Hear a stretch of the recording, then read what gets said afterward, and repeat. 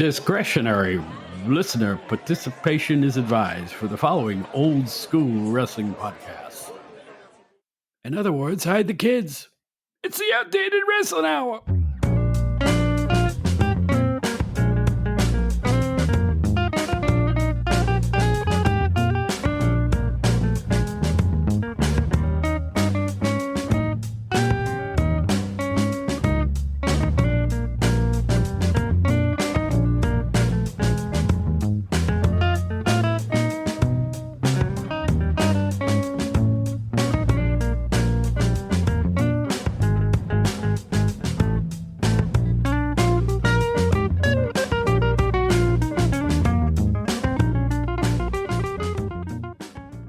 Hi, everybody, and welcome back to another edition of the Outdated Wrestling Hour. I am Bob Smith, the former managing editor of Pro Wrestling Illustrated and a bunch of other wrestling magazines. How you doing? Anyone who knows me knows I have no competition in mind when I started my wrestling podcast. Not with new ones, not with old ones, not ones I've been on, none of them. I'm trying to do things my own way in my own style and hope that people find it entertaining and informative. That's the whole idea here. So I listen to a lot of other wrestling podcasts, particularly ones from the Arcadian Vanguard Network. Brian Last's very successful, very high quality coterie of wrestling shows. And one of my favorites in recent, I'd say 3 or 4 months, and I just discovered it late. I knew nothing about it or the people involved, is one called Stick to Wrestling with John McAdam. Call me ignorant, but I had no idea who John was. And the podcast is fantastic. It's just great conversation every week with a look at wrestling history in mind. And one of the co-hosts of the show is Steve Gennarelli, and he's our guest here tonight. We're going to go back through the history of professional wrestling with Steve, find out what he's all about. We have a lot of common. We got to know each other through the magic of social media once again, and we found out that he'd be a great guest for this show. So, hey, enough of my yakking. Let's get on with a very interesting chap who is doing a fantastic job on the great Stick to Wrestling podcast. Here he is, Steve Gennarelli.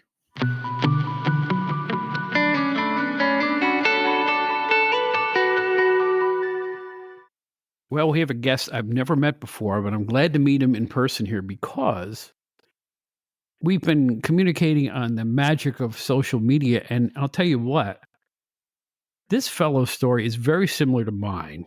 And he's the closest thing to a wrestling expert you'll hear in the podcast world right now. He is a regular on every episode of Stick to Wrestling with John McAdam, another great Arcadian Vanguard podcast. You can hear him there every time they have an episode. And he grew up in the magazines just like I did. So I want you to welcome from Florida, Steve Gennarelli. Steve, how are you? Bob, it's so great to be here, and thank you for the invite. And I can't remember the first wrestling magazine I ever bought. It was I had become a fan in 1976 and living in Binghamton, New York. I was a big fan of Bruno and the Worldwide Wrestling Federation. And I guess somewhere in between watching that first episode on a Saturday night and maybe 2 or 3 days later, I was in my drugstore and I knew I had to get a wrestling magazine just to try to figure this thing out. What is this wrestling that I'm so interested in? And I did buy an issue, and I think the very first one I bought was Ring Wrestling, and it had Bruno on the cover, and it had a myriad of other people who I was unfamiliar with from other territories. And Nat LeBay was the publisher, and inside it had a little bit of everything. It had a story on Bruno, it had a story on Bobo Brazil against Jack Briscoe for the NWA title. It had stories on ladies wrestling in Europe. It had Tom Burke with lots of fan club stuff. And, of course, I love the results in the back, which had all this great stuff about the Pittsburgh territory that I was completely unfamiliar with, and lots of other minutia, which I found fascinating. And from that point forward, I was hooked, and I would go back the next week to get an After Mag, and found an old bookstore up the street from my father's flower shop that had back issues. I would buy the old issues for maybe 50 cents. And man, those were the days. I mean, I'm going to be 60 years old soon. And I look back on my life. Those are some of the happiest times of my entire life. Another reason why I think we're very similar is that I am also from the upstate New York area. I'm originally from Catskill, New York, and Greene County, across the state from where you are. Sure. But I consider everything over New York City to be upstate, so that's Oh, the way I sure. look at it. But anyway, it was the same with me. Small town, very small town. You got to see the entire wrestling world through those magazines. That's what the younger fans don't understand today. That was really the number one way to learn about territories and wrestlers and people who left, let's say, the WWF to go somewhere else. You read about it there. It was the only way to find out about it. The Oh, ratings yeah. were really important in that regard because they would list several organizations. You could see where everybody was working at that point, and sometimes Japan too. So it was the number one way to get the word out about pro wrestling in the old days. In fact, it was the only way, really, when you think about it. Oh, yeah. And I had become a huge fan of superstar Billy Graham. I mean, in my mind, Bruno was God, but Superstar Billy Graham was on that next level. I was a huge mark for him. And I remember the Scott Epstein Pro Wrestling Training Illustrated magazine really focused heavily on him.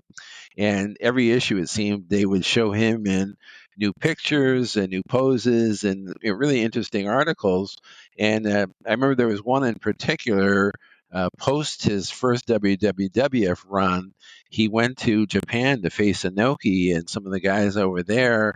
And he was also hyping that he really wanted the fight with Inoki, or the fight with Ali instead of Inoki. And man, as a young kid reading these magazines, it really made you think, and get your appetite whetted. Like, man, is Superstar really going to fight Muhammad Ali? I mean, it all seemed possible back then. I have to ask you this question too. If you're like me, you kept reading those wrestling magazines into your adulthood. I know I did. Up till the day I got hired by PWI, I used to buy their books. So were you similar to that? Oh yeah, I mean, I bought them.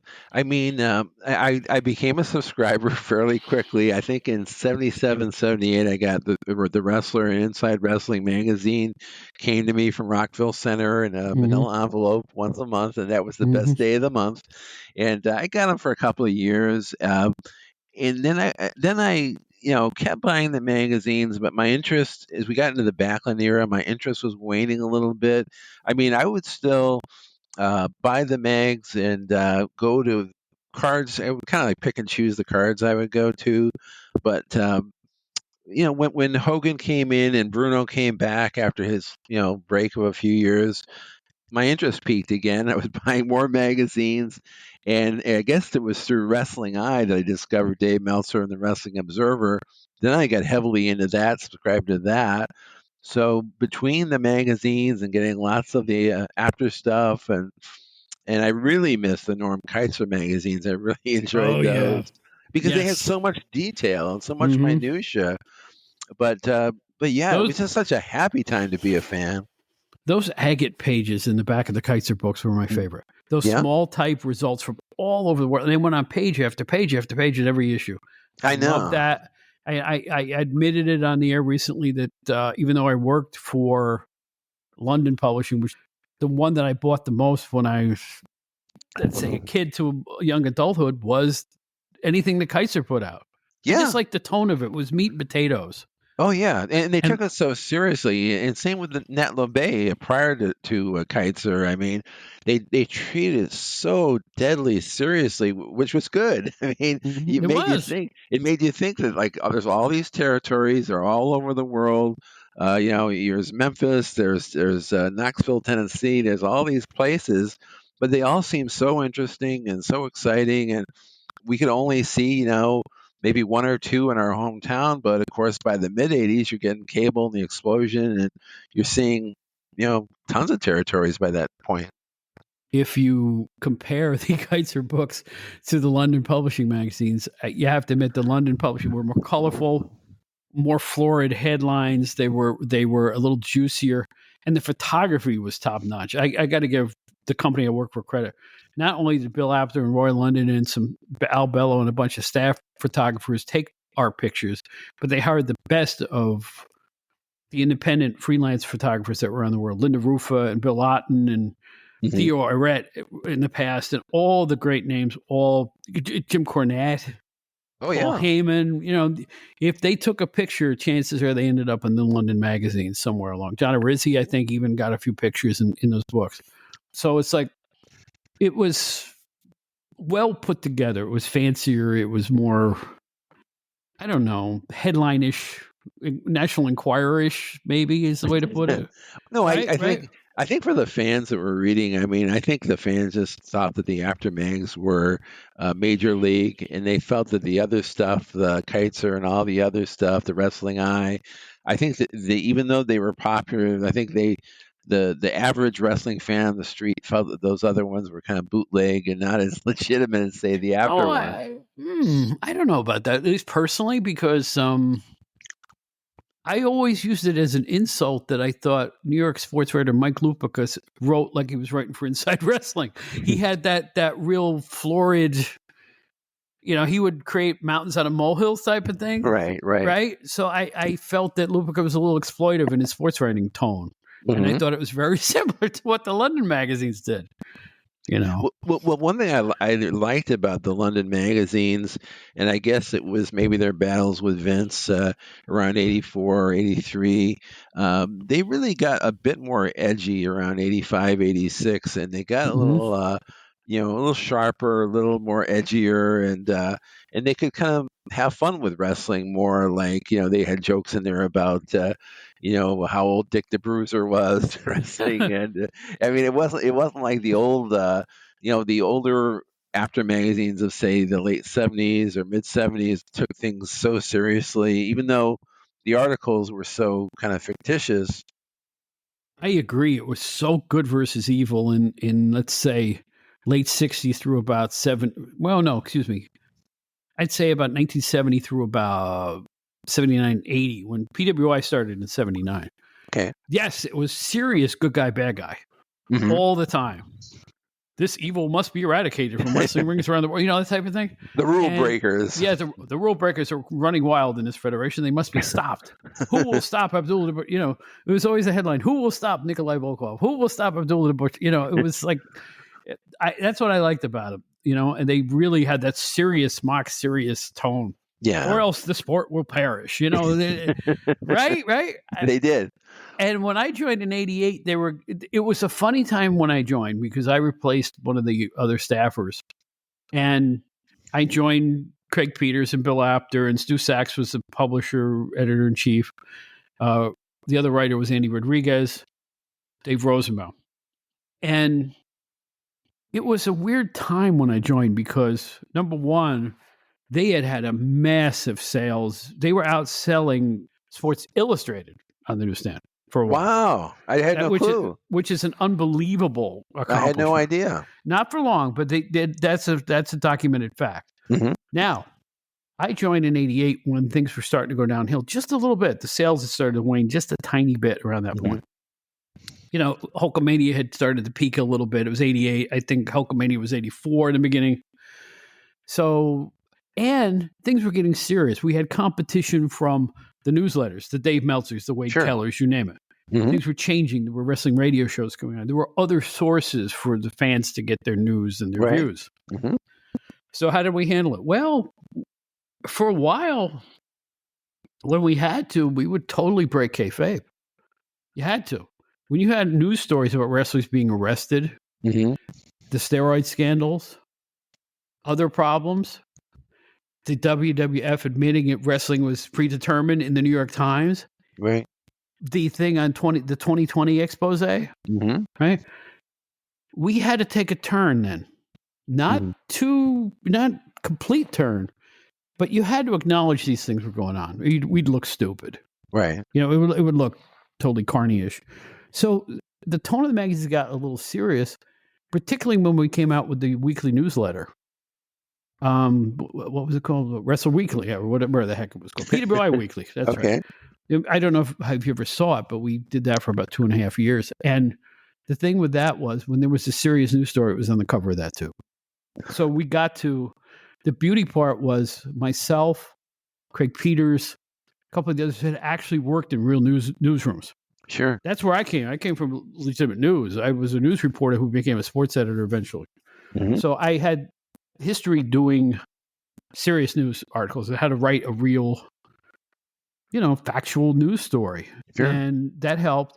But I think of all of our staffers, the best hard news writer was Dave Rosenbaum. He was great. Yeah. I remember he did some stuff on Jake the Snake Roberts when he was having some trouble. There's some other things that were going on. If we had the Bruiser Brody killing, Sure. Dave was the man for that stuff. He was really a good, rock solid, nuts and bolts news writer. Right. And I thought I was too. I did some serious things too. I remember I did an article about Nikita Koloff's wife was dying. That's I right. wrote an article about that, and that was a hard one to do. I had to really put on my reporter hat and I wanted to cover it, but not exploit it. It was a fine line to cross. And I felt so bad for both of them. And I fell in love with both of them because I interviewed both of them. She's on her deathbed and I'm interviewing him. And I'm like, wow. I mean, that's heavy. They were great people. I mean, so when you talk to them and you discover this, it was the heaviest thing I ever had to do the whole time I was there. It was, you don't mess around with that. You get serious. So the London magazines had a tendency to really be journalistic at times, as well as, the torment that drives Tito Santana to the Intercontinental Championship, that type of thing. Those articles, the kayfabe, Well, stuff. let me ask you a question that Sure. I don't know if you've been asked this before, but I'm just curious because you're even though you work for the magazines, you're as big of a fan as anybody. I call myself a glorified fan. Seriously. No, honestly, that got the job at PWI was a total fluke. I happened to read the New York Times on the right day at the right time when I had just left the job where I won a serious journalism award for an interview with Mike Tyson.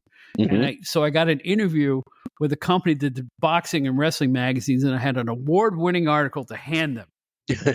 So I knew when I walked in that door, I was 50% in before they even met me. I swear to God. I just knew I had the right background, sports editor, news writer, the whole 9 yards. The fact that I was such a wrestling geek, that helped too, So I'm sorry, I probably got off the point, but you see what I'm saying though? It was so lucky to get that job. The timing was just perfect. A 2-line want ad, classified ad in the New York Times, dude. That was the secret. I came in completely out of nowhere. Year and a half before, I was working for a 7,500 circulation daily newspaper.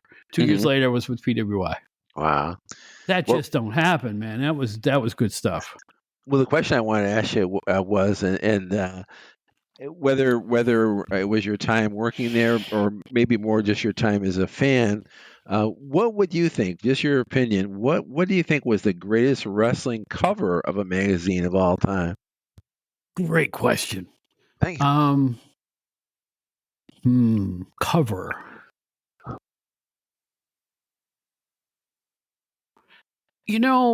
Craig Peters and I were talking, and he sent me a cover. I believe it was The Wrestler from our era.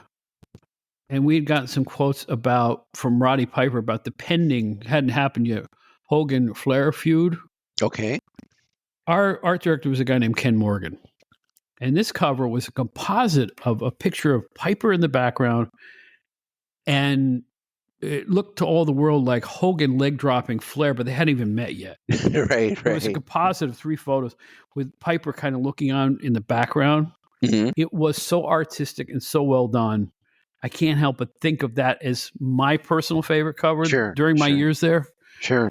But, when you're in the magazine business, you tend to you look back at the ones that sold a lot of magazines. And there was another one that was not even a photograph. They hired some artist to do this amazing graphic image of Hogan holding up an American flag. It was an artist rendering of Hulk Hogan that I thought was a spectacular cover. Right. But I think my favorite cover of all time was Craig Peters' idea of, I think this was on Inside Wrestling. Craig Peters came up with it. He and I were both big comic book fans when we were kids. Sure. And they used to have these covers where like the Justice League of America was racing on flying on one side of the cover. And here comes the Justice Society of America flying on the other. Right. And they're going to crash into each other. Their fists are out like this, Right. So he came up with the idea when the WCW was doing the original Midnight Express versus Jim Cornette's Midnight Express feud to to do a cover exactly like that. So you had all three guys facing off, like facing each other, with the managers, Cornette and Heyman in the back, and the two versions, with fists balled up, sneering at each other. Classic stuff. I do remember that one. Yeah. And here's why I think it's the greatest cover of all time, because my most admired person in wrestling of my lifetime, I've determined, is Jim Cornette. Because he's phenomenal. He's got more integrity than any wrestling personnel I've ever known. If it's bad, he'll say so. I just respect him so much from just listening to the podcast. So I'm watching him on one of the programs that he's been on. I don't know if it was Dark Side of the Ring, but he's in his home. And as you know, he's a gigantic memorabilia collector, magazine collector. And in a frame behind him in his home is that cover. And I was there when that was shot. Really? I'm telling you right now, man, that's got to be my favorite cover. Just for all of those factors all brought into one. The fact that I was there when it was shot. I was working for the company at that time. That I wrote the article, I think, that was inside the magazine. The whole 9 yards. I just think that's my favorite cover of all time. Midnights versus Midnights. Well, that was iconic. It really was. And that was from a time where WCW, I think, was a little struggling at that point. That was definitely a high point for them at that period. They had a real bad habit, we'll veer off a little bit, of coming up with a great angle like that and then shooting themselves in the foot. Yeah. First of all, they didn't make that angle, the feud last long enough. They kind of did a few matches and then it was kind of either forgotten or it just blew off real fast. They could have melted for more. And do you remember the Vader Cactus Jack? Oh, yeah. Feud? How that started when Vader slammed Cactus onto the concrete floor on the 605 show? Mm-hmm. Unbelievable moment.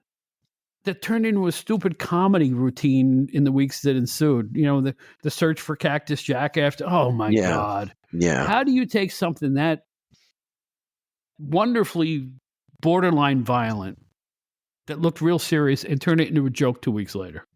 Well, they were so focused on being like the junior version of WWF back then. They didn't know how to kind of carve out their own niche. They were just trying to be minor league WWF. Yeah, and I never understood it because you know what? WCW and NWO had its own flavor. Right. Midnights versus Rock and Roll Express. Flair Dusty. That stuff was great in and of itself. They developed stars like Nikita Koloff and Lex Luger and all this other stuff. They had their own series of stars. Mm-hmm. They had Austin Pillman, you name it. Go down the line. They didn't need to emulate. They needed to, emphasize what they already were. Yeah. Well, I think that was good Southern style of hard-hitting wrestling. WCW was always better work in the ring than WWE was once the expansion took part. Oh yeah, it was just once the people at Turner, CNN, they got involved, and they didn't really, they weren't wrestling people. They were the guys like not Kip Fry, but that other guy, Jim Herd, the pizza guy, Jim Herd. Jim Herd, yeah. But I worked for two different versions of WCW magazine. London, the PWI people actually did the first version of WCW magazine. Mm-hmm. The second version was Colin Bowman, who hired me. Mm-hmm. Of course, they had distributed. I don't know how well it was distributed. I don't know how many people actually read the second version, but I was within that circle of people that had to work with WCW. And it wasn't easy. It was never easy. It was like pulling teeth. You couldn't get people to call back and all this other stuff. It was very, very hard. Everybody was a boss. And you know what kills me, Steve? I look at AEW now with all the bloody matches and bad language and flipping the bird and all this other stuff.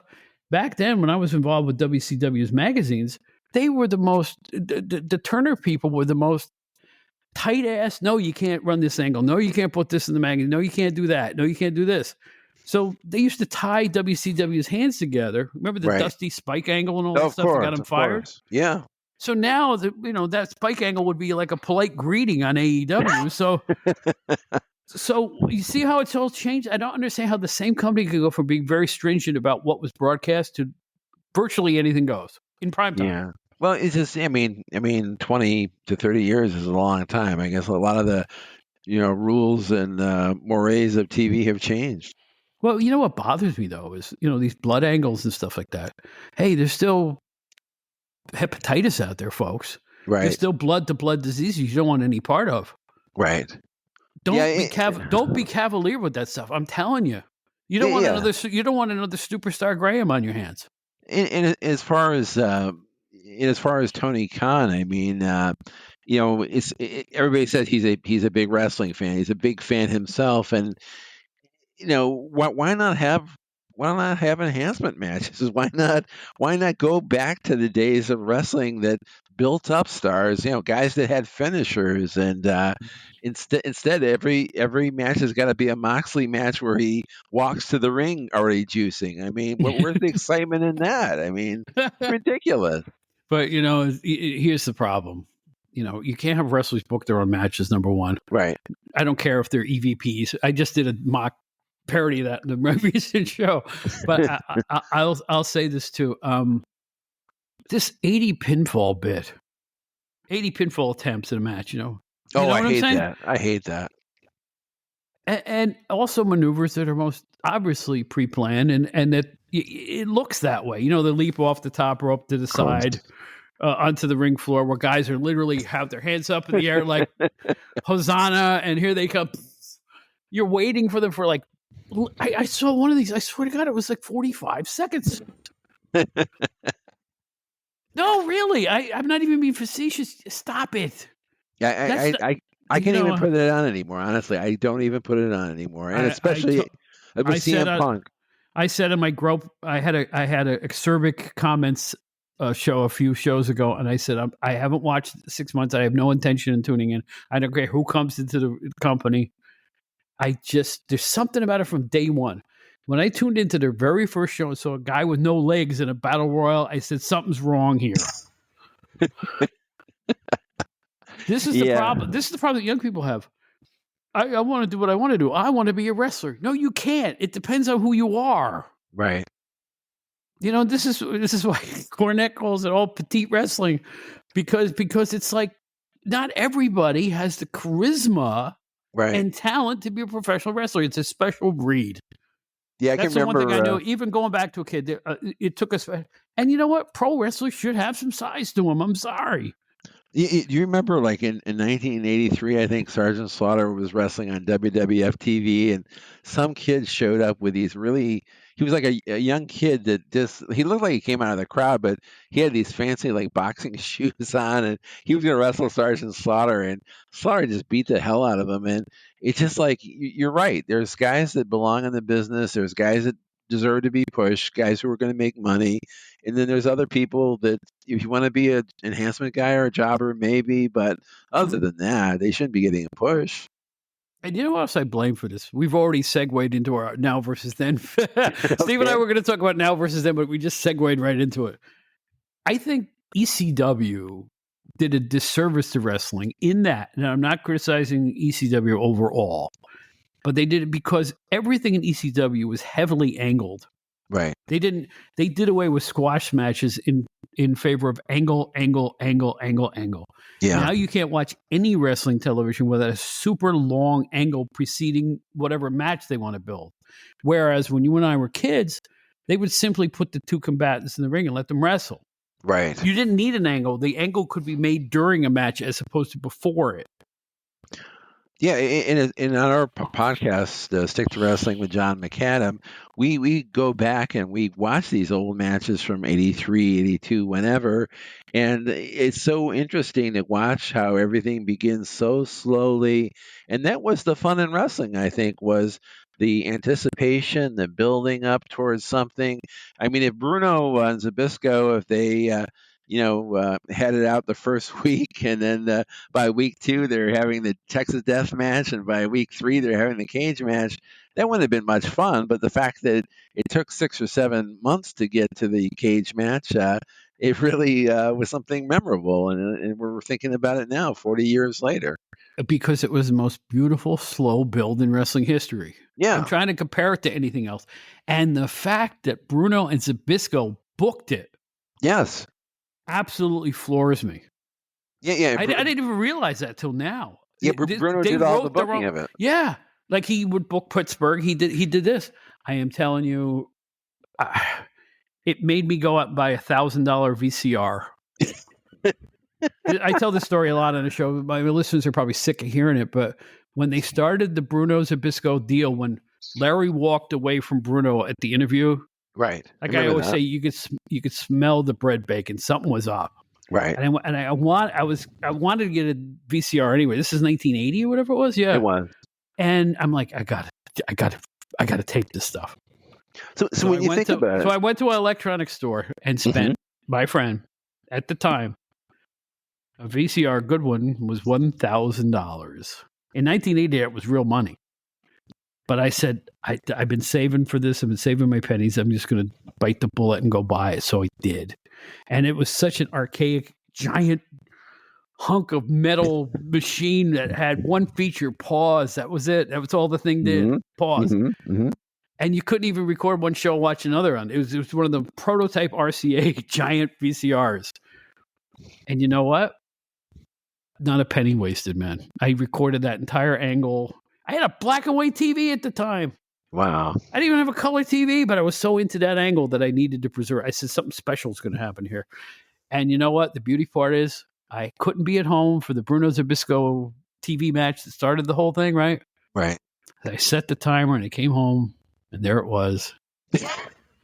Waiting for you. I was the happiest kid on my block, or young adult, I should say, because you know what? I waited for that match. It exceeded expectations. One of my great moments in wrestling. There's no question about that.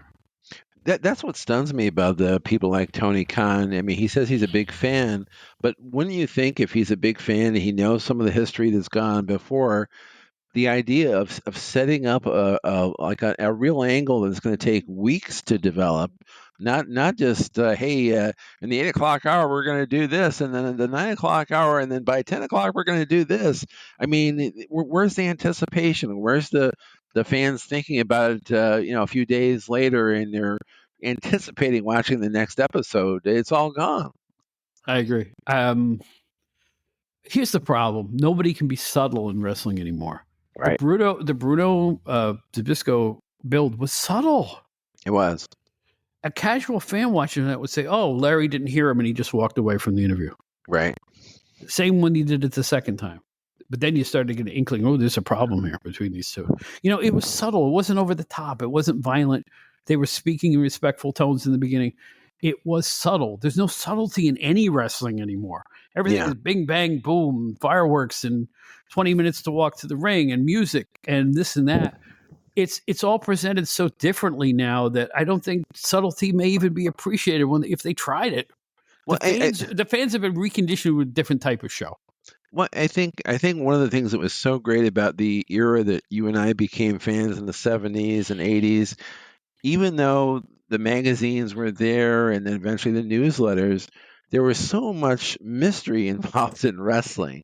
And I mean, and I guess it was because of the way wrestling was presented in that era of the 70s and 80s. I mean, like, especially with WWF, I mean, there was Vince at the start of the show, and he would tell you what was going to happen, and then the matches happened. But other than that, you never got to see backstage. You never got to see anything different than what was in that ring, other than him doing the promos for the arena shows. But there was so much mystery involved, and even when the other territories started coming on the air, like with the AWA on ESPN, I mean, when you had Rod Trongard saying that the AWA was the biggest promotion in the world. Meanwhile, you could tell they were struggling, and they had TJ Peterson, and they had all these guys. It wasn't like the old AWA where you had all these 1,000 stars. There was so much mystery. You didn't know. Finally, when we got the Observer and Dave Meltzer really kind of laid out the truth and gave a lot of the attendances of these shows, you got an idea of better what was really going on. But still, without mystery, I think wrestling is a big bore, really. But there's the thing, and you made a great point. You really did, about the backstage stuff. Yeah.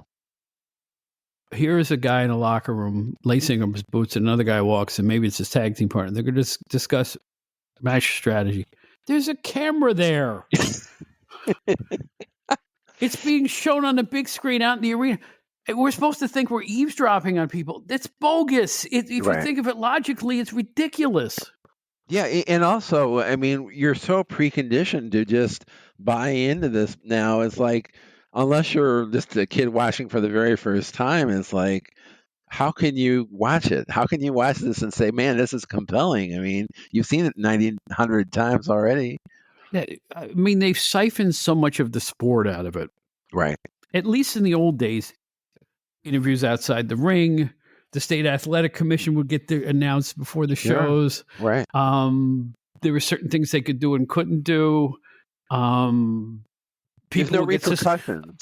people get suspended or fined or reprimanded for. Now the WWE is a constant outside interference show. Every single match, seemingly. Right. Right. It really feels that way, and it bothers me. That's why the bloodline angle does not work for me. I know it works for millions of other people, but for me, it's the same thing over and over and over with a fancy bow on top. You know, somebody's going to interfere. Somebody's going to run out from somewhere. Right when you could feel the apex of a match coming, I'm just sitting at home thinking, who's running in this time? And sure enough, somebody runs in. You know, it's just. And again, no fines, no suspensions, not even a reprimand. And like I've been telling people lately, this is my soapbox lately. Watch the referees sometime. It's crazy. Well, Watch especially watch a referee in WWE do a 10 count now. It's like he's waltzing without a partner. It takes 5 minutes to get from 1 to 10. The seconds between 9 and 10 is usually about a minute and a half.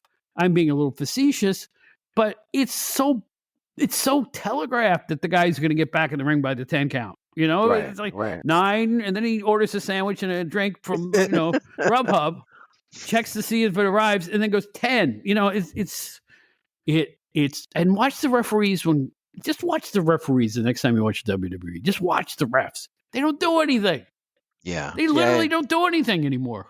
Yeah, we've been on the Stick to Wrestling. We've been watching a lot of the old shows from '83, and you still had Dick Worley, you still had Dick Kroll, and these guys were such consummate professionals. Oh yeah. I mean, you felt like you were really watching a contest, and that there was an engaged referee that was really engaged and really on top of things.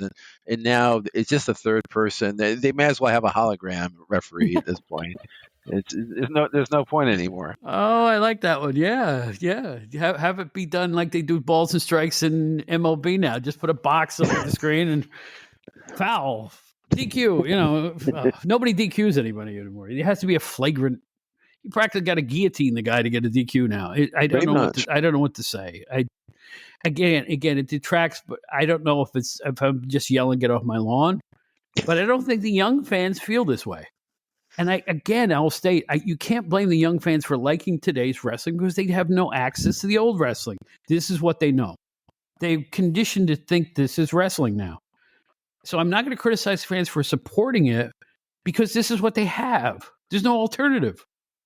Yeah, and also it's got to be really hard for I don't know how a new wrestler finds the interest to become a wrestler because today's wrestling is so bland and so boring. You know, I could see back, the guys like maybe Kurt Angle who came up and saw like the Hulk Hogan era or the Ric Flair era, and they thought like, God, I'm already an Olympic wrestler. I want to get into the professional wrestling because it's so exciting. It's so interesting. But now the guys that are coming into the business, they were little kids, maybe saw John Cena, maybe they saw, some more recent talent, and there isn't really a lot of inspiration out there for guys to say, hey, this is going to be a career for me. I mean, I know some of them do it because they think they're going to go to Hollywood and become movie stars, and I'm sure that's true for some. But if you haven't grown up on good wrestling, like the Billy Robinsons and the Nick Bockwinkel's, how are you going to want to know thousands of moves and maneuvers and go behinds and what have you? Think in your mind's eye. That's a great point. Billy Robinson. Now picture him standing in the ring. Just looking at him, he would never be signed by today's wrestling promotions. Wouldn't he be signed? Doesn't matter how good he is. He looked like a big box. He was, he was just he was a big trunk, big width, big arms and legs. Obviously slow of foot because he was large. That wouldn't go over now. It would be if he was 7 feet tall, maybe. Yeah. But think of the stars of the past who wouldn't even get a wink at today's wrestling world. You know what I'm saying? If they were young today and wanted to break in with the same styles they had, it wouldn't work. They wouldn't be signed, which is a Yeah, pity. I don't know. I mean, I think you're right on top of it, but you know, it has to be the right talent, I guess. I mean, there are some talents that can cross the generational gap, I guess, but it just talking about today's wrestling is kind of depressing, really. It is, but you know what? There are whispers of hope. There is. There's Gunta, who I think Yeah. is awesome. Yeah. Of course, he's got the two guys to outside interfere for him, but that's everybody now. They all have a faction. I think Rhea Ripley is exciting. yeah. She's fantastic. Oh, give me the women's division 10 times out of 10 because they wrestle the way the guys used to. I want that That's belt right. and I'm better than you. Yeah. That's basically all the women talk about. I want the belt and I'm better. That's all they need. Yeah, Rhea Ripley against Charlotte Flair was probably the most compelling match the last 5 or 6 or 7 years. Really. I think that's match of the year this year for sure. If it's not, I can't think of anything that's better than that match. Yeah. Oh, you're right on it on that one. I thought that was a fantastic match. But there's little vestiges of hope out there. Oh yeah. That the one thing about wrestling, also the shows, at least WWE, are very noisy and shrill to listen to. Right. There's a big noise factor. I remember when the bell would ring and the crowd would quiet down and they would just go and you would hear the ring thumps and all that stuff, but it didn't. 3 hours of listening to that noise, I find myself tired at 11 o'clock when Raw goes off the air, because it is kind of a chore to go through all that stuff. Well, I think the fans are like what they're conditioned or what they're expecting to see. Right. Like those fans back in the days of the Allentown TV tapings or the Hamburg TV tapings, you saw those same people like pretty much every week at those tapings. You know, there was the fat heavy guy across the way and the old man that would sit next to him, and these guys they were happy and content watching the squash matches. They didn't never chanted boring or yelled or anything. They thought it was exciting and fun. And now here we are years later. You know, McAdam and I have talked on the show recently about 84 and 83 and going into the expansion era. And it was exciting the very beginning of guys getting entrance music, but when every wrestler has entrance music, what's the point anymore? I mean, what was once super exciting and thrilling, and man, I can't believe it. I mean, my hair is standing up. Now, like every wrestler on the roster has an entrance theme. Like, what's the excitement in that? It's spreading too. Even baseball players have walk-up music now. I'm like, what is going on? Yeah. But you make another really, really good point there in that let's back up a little bit.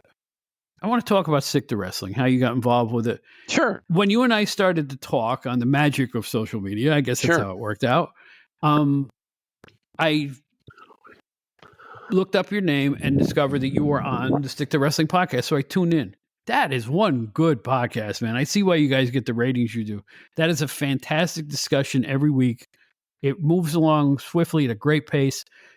It's one of the best podcasts out there, but then again, Brian Last, Arcadian Vanguard are always good podcasts. There's not a bad one in the bunch. How'd you get hooked up? What's it been like? How's the experience been? No, that's a great question. I'm really glad you asked that. Well, actually, the answer is John and I didn't know each other at all, but we were both posting on, if you remember, Kayfabe Memories, which actually is part of the Arcadian Vanguard Network. Right.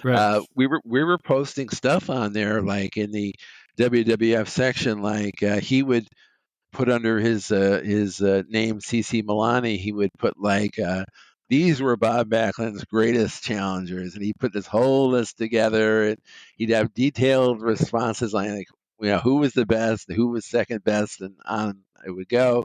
And then I would have just coincidentally, I would do like, this was Bruno Sammartino's greatest challengers, and have this huge list. And as we were doing it and not knowing each other, I think eventually we kind of chatted online and say, hey, your list is pretty good. I like your list. And so lo and behold, 5, 6, 7, 8 years later, John gets a podcast on the Arcadian Vanguard Network, and he's looking to have some guests on his show. And he was doing it with Sean Goodwin then.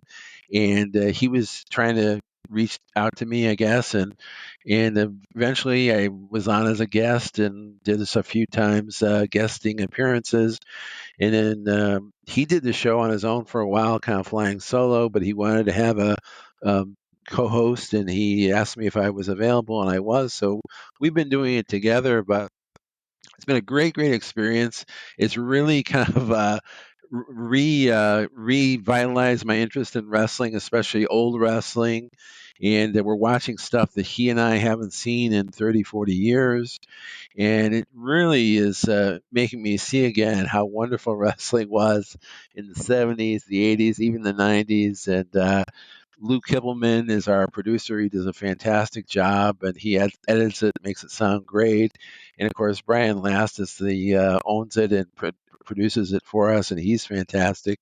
So it's been all positive. And John McAdam is the most gracious guy and a very knowledgeable fan, very knowledgeable guy, and he's promoted shows. He's been in the business himself, so it's been nice to get to know him as a friend and also collaborate with him on the show. So it's nothing but positives on this end.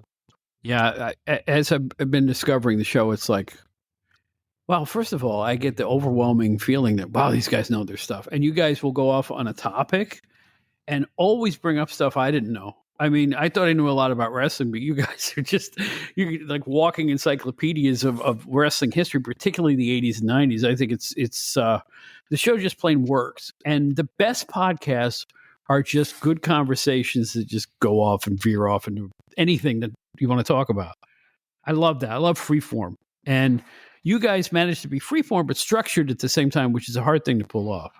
Well, that's a great compliment. Thank you. And yeah, we have a format that we kind of use and we go over. But yeah, I agree with you. I mean, the best part of the show is when we kind of go off on a Yeah. tangent and we can just kind of talk it out and chat a little bit about it. But it's just a lot of fun. We do it like once a week, and considering the world we live in today, just having a 1 hour to get into the wrestling world and think about what happened 40 years ago is really, I think, good for our mental health. And the fact that we have gotten such a great response. We have a Facebook group that has over 2,000 fans in it right now. And these guys and some girls that listen to the show really seem to enjoy it. And that gives me a lot of pride. And I know John McAdam feels the same way. So, but thank you for your kind words, Bob. No, I really mean it. And I'll tell you what, if you feel like I do, and I get the feeling we're kindred spirits in this regard, it's been a long time since I was with PWI. It's been a long time since, and then I went to WCW and I did a little stuff for WOW and I did Wrestling's Main Event. You know, I floundered around a little bit, but I haven't really written about wrestling in a long time. And when I do these podcasts, I am 27 again. I am at my desk in Rockville Center, and it feels the same. I'm back immersing myself with the stuff that totally satisfied me as an entertainment form, you know? And the fact that we get to go back in time on the show, like I say, it's outdated, but I'm proud of that. It's what I want to focus on. And it's been an absolute blast. I'm sure you feel the same way about working with John and the people over there. Oh yeah, and I really appreciate what you do and the names from the past that you bring up. Like you say that Baron Cicluna is your favorite wrestler, and he's a guy that I've watched a lot of his final matches from the '80s recently, and he was a guy that stayed in great shape to the very end. I know we recently had a guy on the show who was saying that him and SD Jones had big pot bellies. I guess No, they didn't. his vision isn't too good, but Yeah. Baron Mikel Sakuna was always in very lean shape, and he was a huge man, and he just contributed so much to wrestling. I mean, he had a great look about him. He really had the personality, and from what all indications, he was a terrific guy behind the scenes, like to smoke his pipe, and was very quiet, reserved guy. But I miss those days. I miss the days of seeing the old referees that we talked about, and seeing the enhancement guys that you were familiar with, and Mhm. and of course, most importantly, the people like the Brunos, the even Hulk Hogan. I mean, he contributed so much. I miss those days. Oh, I miss a lot of things, man. You know what I miss? We talk about the magazines. My best friend in high school and I used to get together at a place called Williams Lunch that had a big magazine rack. Yes. And I knew the owners. They would let us bring the wrestling magazines to the tables as we ate. As long as you don't spill ketchup on them, you can read Right. them. And we used to read about Greg the Hammer Valentine and Rene Goulet and Bob Backlund while eating our cheeseburgers in high school. Right. And I never had more fun in my whole life. Just the camaraderie, the people. We had a whole bunch of us from our town that would go to the local matches together, and Right. it's a feeling that I miss greatly. And I use this expression. I don't know how you feel about it. When you were first starting, you saw 70s WWF. Yes. Yes. It was almost like our little secret thing. It wasn't mainstream then. It wasn't like Right. everybody come and see the wrestling. Now, back then, it was a niche entertainment form. So when we talked about it, when we got together to go watch it, it was our thing. Right. It wasn't everybody's thing, but it was our thing. It was the thing that we enjoyed. And I miss that feeling. I miss the feeling of, what are you doing reading wrestling magazine? You're 35 years old. The people you ask me, I go, because I like it. I've always enjoyed it, So it is what it is. It was a uniquely singular form of entertainment. And yes, it changes with the times, but everything changes with the time. What can I say? My dad used to have these bus trips to Yankee Stadium. I mean, he had a florist shop. You don't get rich being a florist, but he'd have these excursions where he would take busloads of people to Yankee Stadium, and we would go to like Old Timers Day and Bat Day and different games. So one of those times when I was an early wrestling fan, I had just gone to the card in Binghamton, had gotten a couple of the magazines, the Kaiser programs, and I brought them with me on this bus trip to Yankee Stadium. And at first, some of these fellow baseball Yankee fans with me were looking at the magazines that I had, and they were saying, "You like wrestling? That stuff's fake," and they were saying stuff like that. But a minute or two later, they were saying, "Can I look at your magazine?" They just were just fascinated. They wanted to know more about it. They may have been knocking it at first, but down deep, they wanted to be fans. They wanted to know more. It was something so mysterious about wrestling. Maybe they said they didn't like it, but they really, maybe in the closet, they really wanted to know about it. Mm-hmm. You nailed it again. The secrets of wrestling. It was the. I don't even think the wrestlers wanted to be mainstream in those days. They liked their niche of fans. I mean, you couldn't imagine the Sheik being, on the Tonight Show. Right. That happened later when things, mellowed out a little bit. But it was its own animal. Wrestling had its own jargon, its own territorial system. It worked for 50 years that way, really, when you think about it. And it was our thing. It was our special moments. We could get away from them all and just go watch Baron Cicluna take on Frank Williams or something. It didn't matter. Yeah. We loved it all. I mean, like I always say about the first cards I ever saw in a small town, you'd have one main event and 4 matches would be all like jobbers that you'd see on TV. And we still walked away going, I can't wait for the next one. Oh, I know. Oh, I know. Yeah, I mean, looking back at everything now, at that era of wrestling, the Bruno era, the Backlund era, I'm sure, and John McAdam would agree with me. When you look back on those shows, sure, you would maybe remember the main event, but the second best thing on those shows was that moment. It might have been Howard Finkel getting Yes. he would say, in next month at your arena or Madison Square Garden, these are the matches.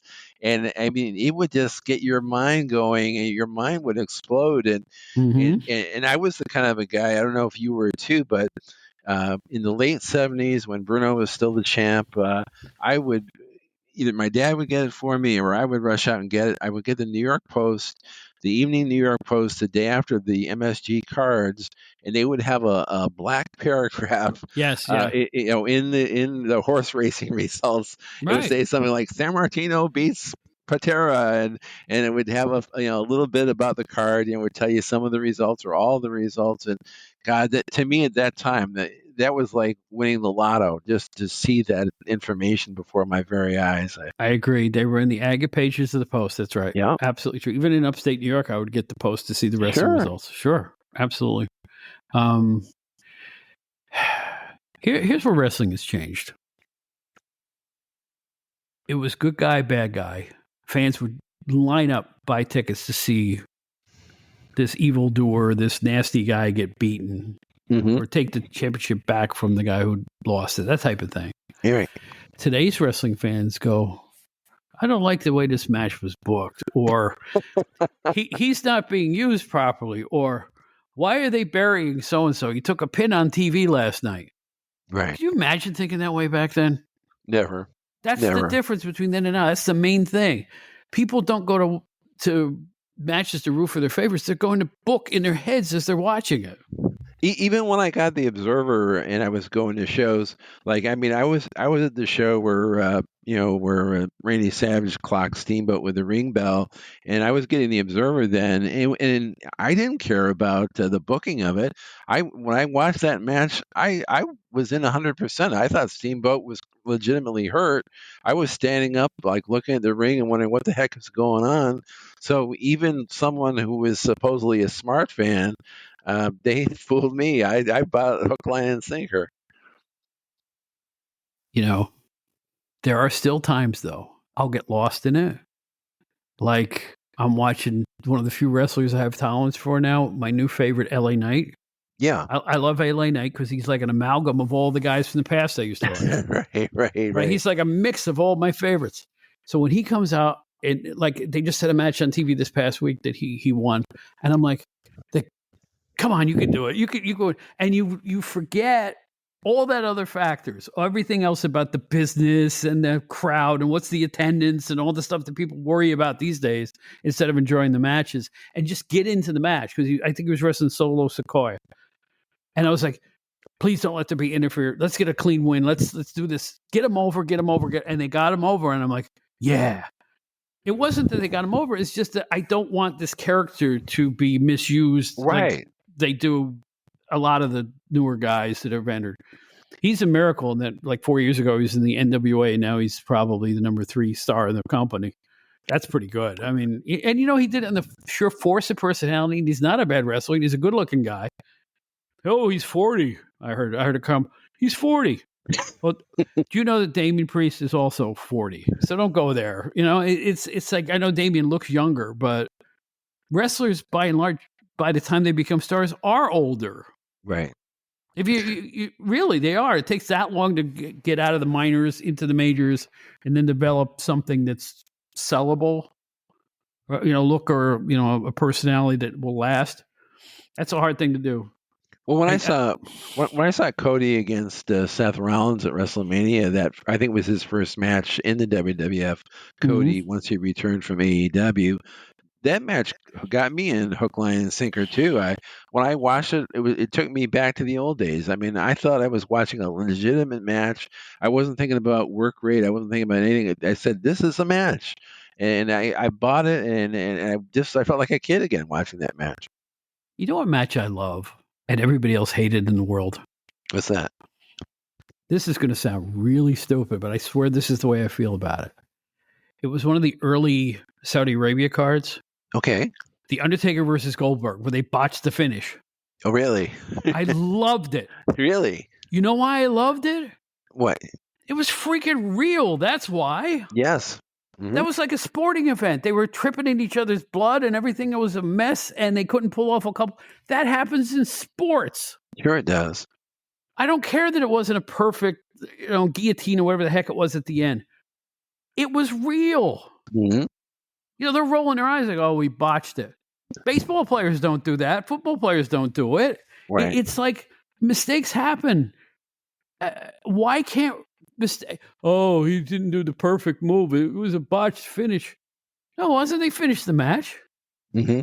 See, this is what's wrong with the mindset. I enjoyed that match because I thought it was hard hitting, which obviously it was. And the fact that the ending was botched a bit made it more real to me. As someone, I'll tell you what, a fan who isn't into wrestling would watch that match and thought they were fighting each other. It looked like a fight. Right.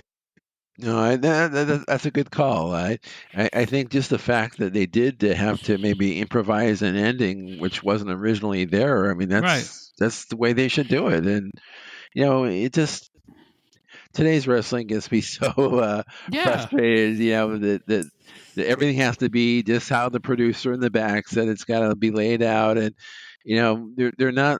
The guys today seem like they're not professional enough to know how to call on the fly if there is like an injury, like that thing that happened recently with Moxley when he was legitimately injured, and the referee held his hand up instead of counting three like he should have.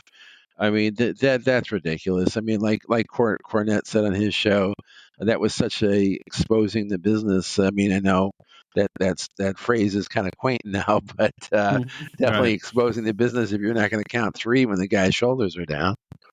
Yeah, I agree with you.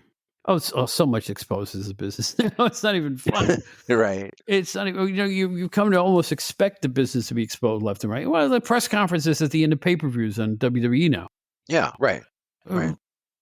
Bray Wyatt, God rest his soul, did one before he died when he had beaten LA. Well, I'm just trying to be creative. I want to come up with new concepts.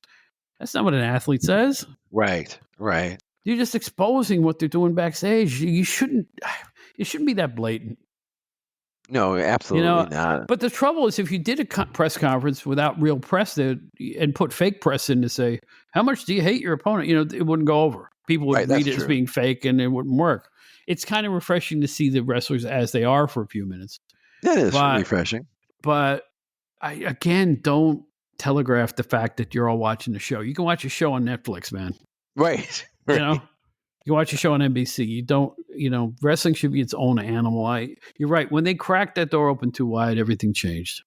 Hey, on a completely different subject, you ever watched that TV show called Billions? No.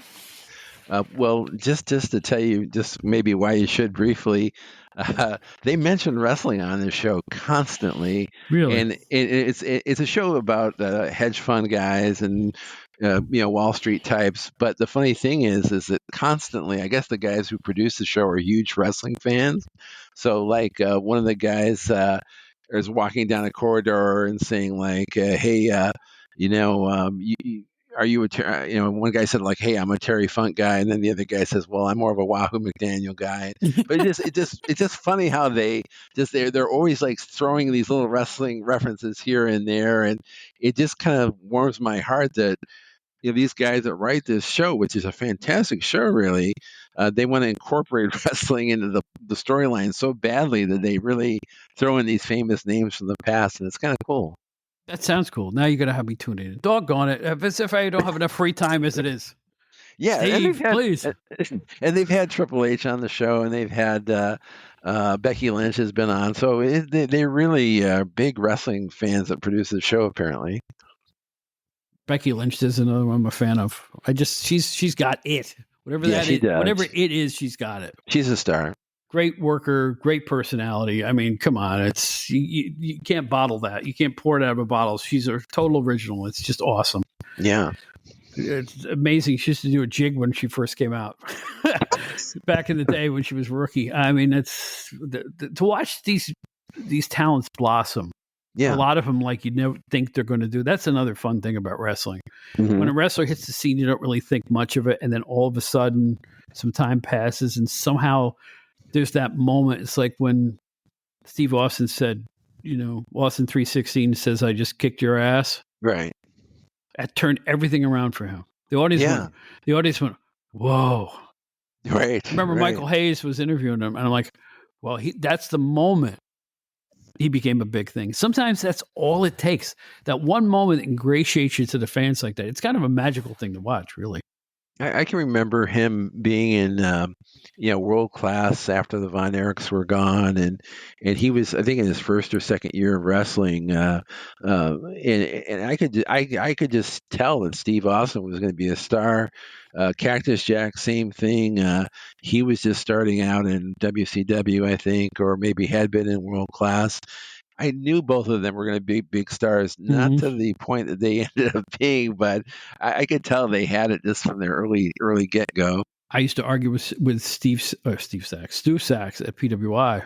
I said we got to push Cactus Jack. Mm-hmm. Why? He says he just did a high school in Lynbrook, Long Island. I'm telling you, there's something about this guy. There's something different. He's a hard hitter. I just saw the wildest match I ever saw in a high school gym. We got to do something with him. Give it some time. More time passages. I see him do something else special somewhere else on TV, and I go, we got to cover this guy. We got to push him. Yeah. So I am proud to say that I am personally responsible for getting Cactus Jack his first London Publishing cover line, which just simply said Cactus Jack Attack on the top of one of the magazines. And I remember he called me, so you put my name on the cover. This is how long ago this was, right? Okay. Because you could see from hanging out with him and talking to him, there was something intensely special about him. Yeah. He was willing to do anything to put on a great match, obviously to his own detriment far too often. But the fact was he knew history. He was that perfect melding of a guy who knew wrestling history, yet wanted to make a name for himself in a different way because he knew he wasn't a body beautiful. He was fighting. I mean, he came along in the area. We had the Warlord and the Barbarian and Lex Luger, He couldn't look like them. He had to be different. But he was always so believable, and he definitely was one of those guys like we were talking about with Cody and Rollins. Whenever you saw one of his matches, you were glued to the screen. You weren't thinking, oh, my God, I can't wait till the next match. Right. You were invested in his match. Well, I never saw a guy do more entertaining high school gymnasium cards or small independent shows than Cactus was in the early 90s. And he would come back to them between stints, with the major companies. He had it. I'm glad finally Stu said, relented. And he said, let's give him some publicity. There's a few guys that I saw coming up that I just had to feed. Rob Van Dam. I saw him. He was known as Rob Stokowski, which was either his real name or a play on his real name, before he became in Memphis as an opener against Danny Davis, Nightmare Danny Davis. And I went back to Stu. I said, that's the best opener I've ever seen. We got to do something with this guy. I also saw Sid Vicious early on at a little tiny mini federation in Georgia on television. We used to get tapes from around the country. Sure. I said we got to do something about this guy. So one of the most satisfying things about my tenure is that I got to write the introducing features. You're right. And I got to pretty much pick who we did. If we could get photos, we would do it. And boy, I was right a lot and wrong a lot more. I had some guys in there that really didn't pan out to be much, but sometimes it's circumstance that does that. But I'm proud of getting early pushes to some of the guys that today are Hall of Famers. What can I say? Well, that is something to be proud of. Is definitely getting the rub from the after magazines for a young guy. I mean, even to this day, they want to be in the PWI top 500 somewhere in that list. They want the rub of that. Well, I wrote the first two, and Wikipedia says after wrote them. No, I wrote them. Ask after. After we'll correct that. I just talked to him earlier today. Yeah. When guys went down a few, I remember running into Chris Candido and going, dude, I went down 40 spots. What happened? I went, year two. And then it was the second year, I think we had a computer snafu when some guys in G&H got left out. And Diamond Dallas Page said, why am I not in here? And I'm these guys were taking it seriously. I had no idea they would take it that seriously.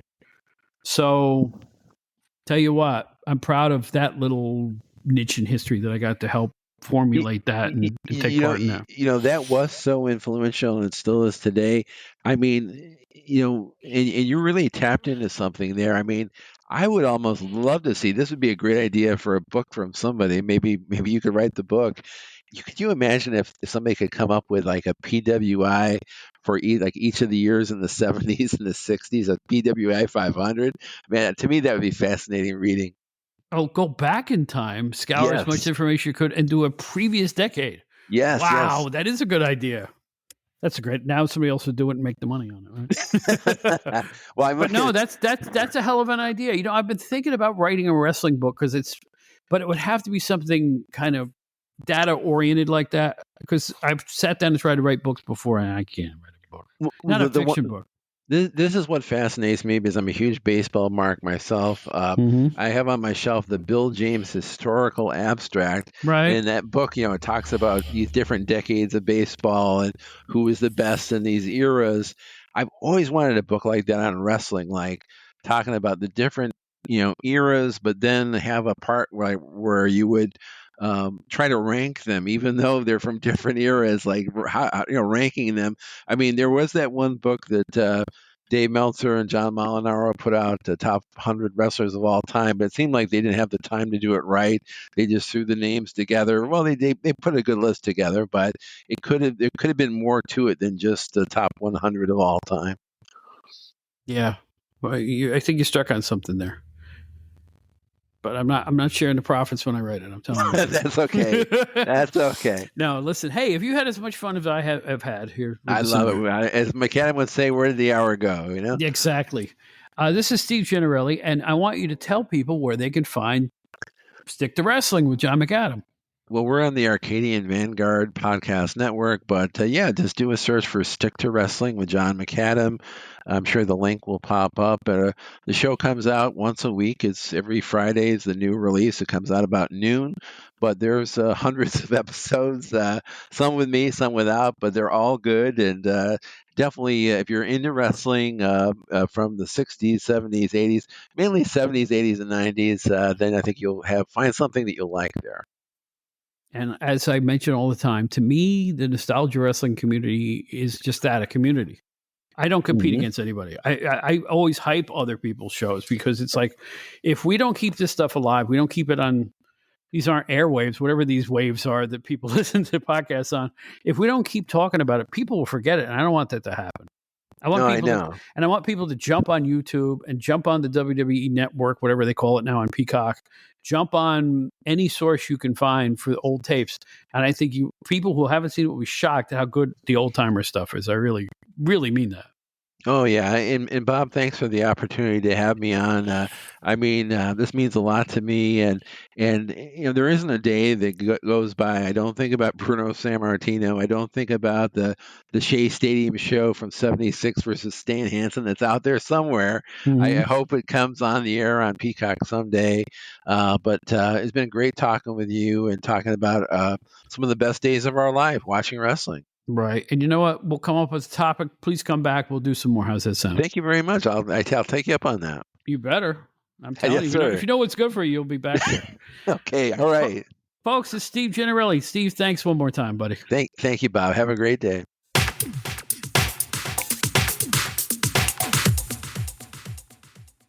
As I warned you about, another great conversation with a great guy. That's Steve. Like I say, whatever you do, check out Stick to Wrestling with John McAdam. I hope to be talking with John very soon, and I really hope this is the beginning of a beautiful friendship with a bunch of great people there. Arcadian Vanguard has never put out one bad show. They are the gold standard, and I think you'll find that out when you listen to Stick to Wrestling with John McAdam. Anyway, the usual tidbits here. Our theme song, Hold On a Sec, recorded and composed by the great guitarist Brian Teo. Talk to us at outdatedwrestling@gmail.com. Write. Let us know what you think. Come up with show ideas. See what you can contribute. Whole mess of stuff. Go to outdatedwrestling.buzzsprout.com for our official website that has every single episode on it. On top of that, you can learn all about the Outdated Wrestling Hour fan club, how you can get involved with the show, get involved with some fabulous prizes. Well, they're menial, but what can I tell you? It's all there on the same page, outdatedwrestlinghour.buzzsprout.com. I am also on Facebook. I'm Bob Smith, the guy singing with BB King on the lead page.